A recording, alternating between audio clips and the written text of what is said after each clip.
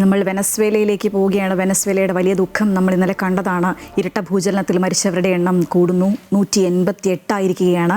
1500-ലധികം ആളുകൾക്കാണ് പരിക്കേറ്റത്. രക്ഷാപ്രവർത്തനം എന്തായാലും പുരോഗമിക്കുന്നുണ്ട്. 10,000-ലധികം ആളുകളെയാണ് തകർന്ന കെട്ടിട അവശിഷ്ടങ്ങൾക്കിടയിൽ നിന്ന് കണ്ടെത്താനുള്ളത്. ഇന്നലെ വൈകിട്ടാണ് വെനസ്വേലയിലും തലസ്ഥാനമായ കാരക്കസിലും 40 സെക്കൻഡിൻ്റെ ഇടവേളയിൽ ഇരട്ട ഭൂചലനമുണ്ടായത്.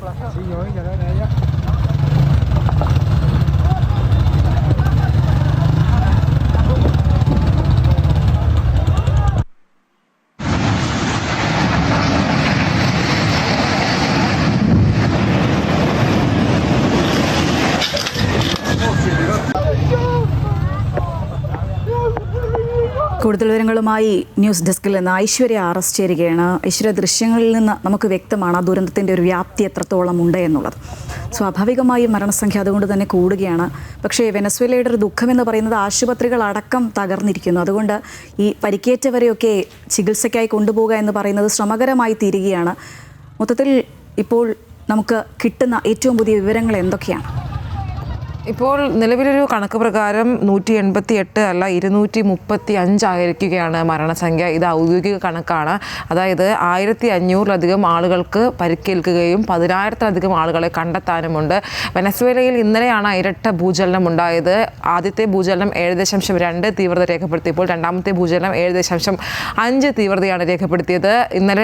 ഇന്നലെ വൈകിട്ടുണ്ടായ ഭൂചലനം, അതിനുശേഷം ഈ നിമിഷം വരെ രക്ഷാപ്രവർത്തനം പുരോഗമിക്കുകയാണ്. കൂടാതെ രാജ്യത്ത് പ്രസിഡന്റ് അടിയന്തരാവസ്ഥയും പ്രഖ്യാപിച്ചിട്ടുണ്ട്. എന്തായാലും വലിയ രീതിയിലുള്ള നാശനഷ്ടങ്ങളാണ് വെനസ്വേലയിലും തലസ്ഥാനമായ കാരക്കാസിലും ഉണ്ടായിരിക്കുന്നത്. കൂടാതെ അന്താരാഷ്ട്ര വിമാനത്താവളം തകർന്നത് കൊണ്ട് തന്നെ എല്ലാ വിമാന സർവീസുകളും റദ്ദാക്കിയിരിക്കുകയാണ്. നിലവിലെ ഒരു സ്ഥിതി അനുസരിച്ച് വെനസ്വേല രാഷ്ട്രീയമായും സാമ്പത്തികമായും തകർന്നിരിക്കുന്ന ഒരു അവസ്ഥയാണ്. അതിനോടൊപ്പം തന്നെയാണ് ഈ ഒരു ഭൂചലനവും ഉണ്ടായിരിക്കുന്നത്. 125 വർഷങ്ങൾക്ക് ശേഷമാണ് ഈ ഒരു വെനസ്വേലയെ പിടിച്ചു കുലുക്കിക്കൊണ്ട് ഇത്തരത്തിലൊരു ഭൂചലനം ഉണ്ടാകുന്നത്. അതുകൊണ്ട് തന്നെ ഇതിനെ മറികടക്കുക എന്ന് പറയുന്നത് വളരെ ശ്രമകരമായ ഒരു കാര്യമാണ്.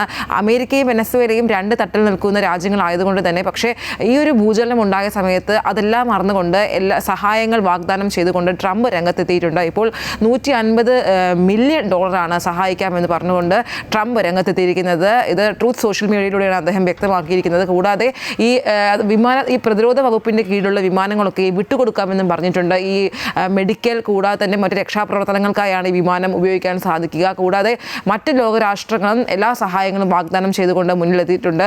അതായത് ഫ്രാൻസ്, കൊളംബിയ, അർജന്റീന, മെക്സിക്കോ തുടങ്ങിയ രാജ്യങ്ങൾ എത്തിയിട്ടുണ്ട്. കൂടാതെ UN ആണെങ്കിലും വെനസ്വേലയ്ക്ക് ആവശ്യമായ എല്ലാ സഹായങ്ങളും വാഗ്ദാനം ചെയ്തുകൊണ്ട് രംഗത്തെത്തിയിട്ടുണ്ട്. എന്തായാലും വെനസ്വേലയുടെ കാര്യം എടുക്കുകയാണെങ്കിൽ വെനസ്വേലയും തലസ്ഥാനമായ കാരക്കാസും കൂടാതെ തീരദേശ മേഖലകളൊക്കെയും തകർന്നിരിക്കുകയാണ്. ഏകദേശമുള്ള എല്ലാ കെട്ടിടങ്ങളും തകർന്നിരിക്കുകയാണ്.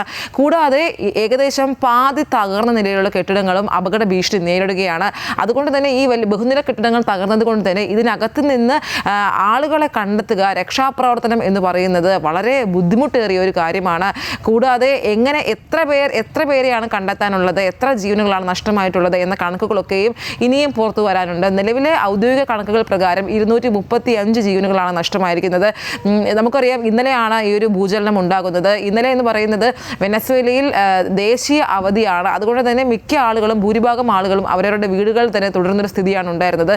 അതുകൊണ്ടാണ് ഈ ഒരു മരണസംഖ്യ ഉയർന്നതിലേക്ക് കാര്യങ്ങൾ കൊണ്ടെത്തിച്ചത്. കൂടാതെ US ജിയോളജിക്കൽ സർവേ പ്രകാരം 10,000-നും 1,00,000-ത്തിനും ഇടയിൽ ആളുകളുടെ ജീവൻ നഷ്ടമാകാനാണ് സാധ്യത എന്നാണ് കണക്കുകൾ സൂചിപ്പിക്കുന്നത്. കാരണം അത്രയധികം ആളുകളാണ് ഈ കെട്ടിടങ്ങൾക്കിടയിൽ കുടുങ്ങി കിടക്കുന്നത്. നമ്മുടെ ദൃശ്യങ്ങളിൽ നിന്നൊക്കെ തന്നെ വ്യക്തമാണ് കെട്ടിടങ്ങളൊക്കെയും നിലംപരിശാകുന്നതും. കൂടാതെ ഈ ആളുകൾക്ക് വേണ്ടിയുള്ള രക്ഷാപ്രവർത്തനം പുരോഗമിക്കുന്നതൊക്കെ നമ്മുടെ ദൃശ്യങ്ങളിലൊക്കെയും വ്യക്തമാണ്. കാരണം ഈ രക്ഷാപ്രവർത്തന വേളയിൽ തന്നെ ആളുകൾ പറയുന്നൊരു കാര്യം ഉണ്ടായിട്ടുണ്ട്.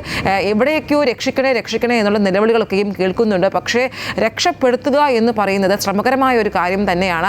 എന്തായാലും നിലവിൽ രക്ഷാപ്രവർത്തനം പുരോഗമിക്കുകയാണ്. കൂടാതെ മറ്റ് ലോകരാഷ്ട്രങ്ങളുടെ സഹായവും വെനസ്വേലയിലേക്ക് ഒഴുകിയെത്തുന്നുണ്ട്.